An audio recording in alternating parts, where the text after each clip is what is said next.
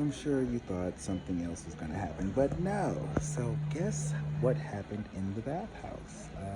Healing took place. It was so crazy. Me in the bathhouse, first off. Freaky stuff happens out there. No judgment because we all have our little things, right? So I was in there. The guy at the counter was like, "You do know what this is, right?" And I was like, "Yeah, it's like a resort, right?" He was like, "It's a bathhouse."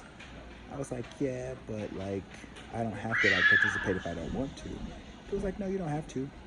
I was like, "Okay, so like how?" Like I looked up reviews and stuff, and it was like a place where there's the pool, there's a hot tub, jacuzzi, all this stuff on the other side, and then there's like the red light.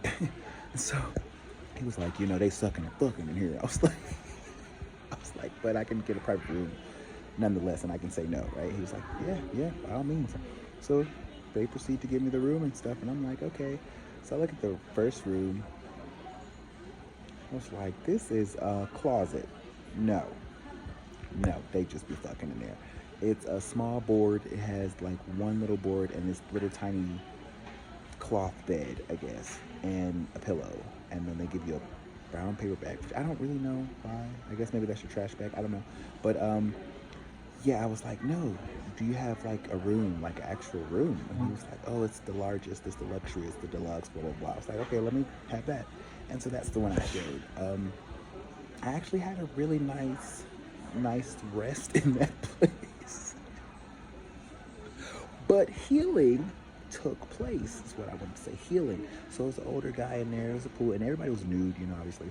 But the older guy was in the pool and he was talking to this young black guy, and I had went in there and I was laying on the floaties, and I like had my head back and I like bumped into him. I was like, "Oh my bad."